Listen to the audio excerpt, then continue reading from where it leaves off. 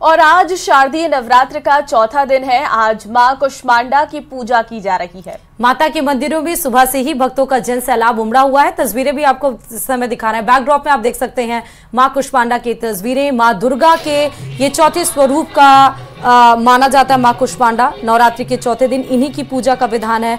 कुष्मांडा की महिमा अद्वितीय है और इनकी उपासना शांत मन और मधुर ध्वनि के साथ की जाती है। पौराणिक कथाओं की बात करें तो कहा जाता है कि जब संसार में चारों ओर अंधियारा छाया हुआ था और तब मां कुष्मांडा ने अपनी ही मधुर मुस्कान से ब्रह्मांड की रचना की और इसीलिए इन्हें सृष्टि की आदि स्वरूप और आदि शक्ति भी कहा जाता है।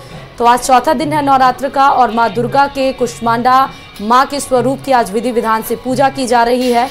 ये सीधे तस्वीरें भी हम आपको दिखा रहे हैं। अलग अलग मंदिर की ये सीधे तस्वीरें जहां भव्य तरीके से अपने विधि विधान तरीके से मां को सजाया गया है और आज भक्तों का सैलाब भी मंदिरों के बाहर उमड़ता हुआ दिखाई पड़ा।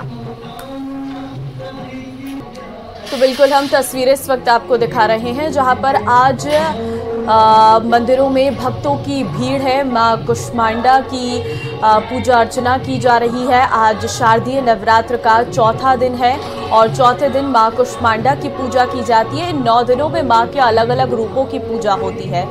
संवाददाता कोटा से हिमांशु मित्तल इस वक्त लाइव हमारे साथ है। हिमांशु, आज चौथा दिन है शारदीय नवरात्र का, कैसी तैयारियां हैं?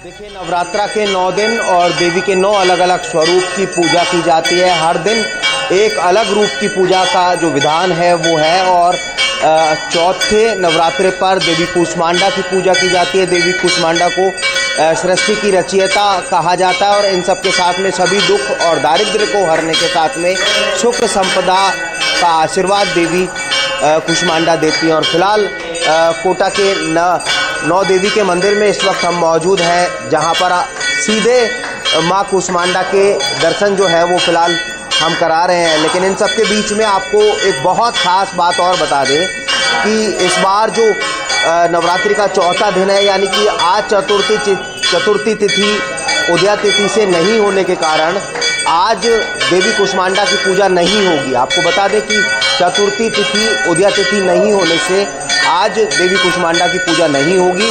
कल ये जो तिथि है इसको माना जाएगा और देवी कुष्मांडा की जो पूजा है वो कल की जाएगी। यानी कि चौथा जो नवरात्रा है चतुर्थी तिथि जो है वो कल मानी जाएगी।